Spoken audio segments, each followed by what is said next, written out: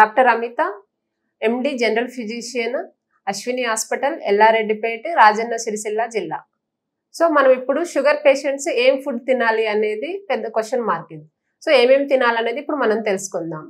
Maximum sugar patients ఏం తినాలి అని అంటే ఫైబర్ డైట్ అనేది ఎక్కువగా తీసుకోవాలి. షుగర్ కంటెంట్వి అవాయిడ్ చేయాలి. అంటే షుగర్ కంటెంట్ ఏంటి అంటే స్వీట్స్, షుగర్, లేకపోతే ఇంకా కొన్ని ఏంటంటే స్టార్చ్ ఫుడ్ అని అంటారు, అంటే పిండి పదార్థాలు. అందులో ఏంటి అని అంటే పొటాటో, స్వీట్ పొటాటోస్, ఆలుగడ్డలు అవన్నీ కొంచెం అవాయిడ్ చేసుకోవాలి.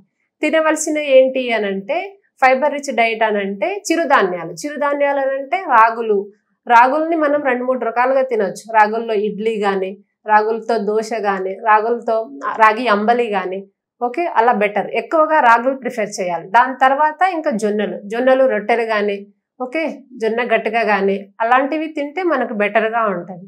ఇంకా కొంతమంది కొర్రన్నము అలా వండుకొని తింటే మనకి ఏంటంటే షుగర్ అనేది కంట్రోల్లోకి వస్తుంది. వీలైనంత వరకు రైస్ అవాయిడ్ చేస్తే మంచిది.